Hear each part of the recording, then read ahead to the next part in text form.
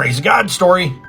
When God told me to start a non-profit mechanic company where my full-time job would be fixing cars for broke people for free, he told me I was never allowed to ask anyone for money. And he promised me that if I would trust him with that and depend on him, that he would always take care of the needs of my family.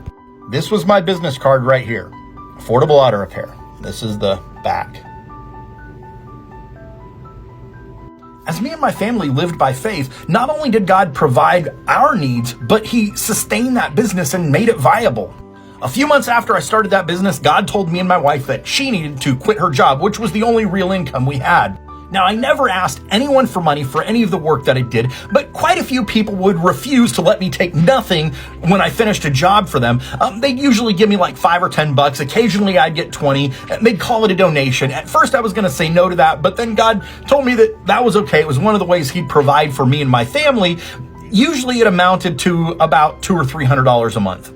So my wife had been out of work for about a month. We had a couple of $100 in the bank and our rent was due. We did not have the money. My wife and I prayed about it. God told us to write a check. We couldn't cover it, but God told us he could. I took the check to my landlord, and as soon as I left his house, I got a phone call from a guy who hired me to fix 2 vehicles. He paid me a bunch of money and refused to not let me take it.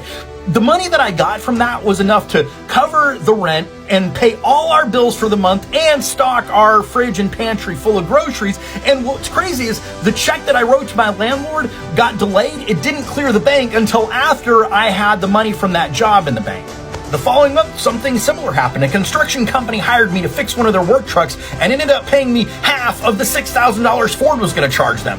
The month after that, my wife got a job as a property manager at an apartment complex and was required to live on site. In addition to her salary, they gave us a free apartment and paid our water and electricity.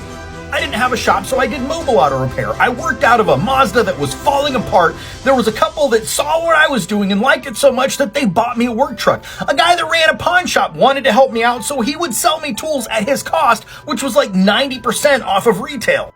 People gave me concert tickets and tickets to theme parks and paid for my kids to go to summer camp. Because me and my family chose to live by faith, that kind of stuff happened all the time on a regular basis. My life is nothing special, and I don't have crazy amazing faith. The type of experience I've had with God is what he wants for every follower of Jesus. Living by faith means you are intentionally following Jesus into situations that are impossible apart from God. Hebrews 11:6 teaches that it's impossible to please God without doing that, and that he will always come through. If you want to know more about my story or how to get to a place in your life where living by faith is as natural as breathing, check out this book I wrote. You can get a free PDF download through the link tree in my bio.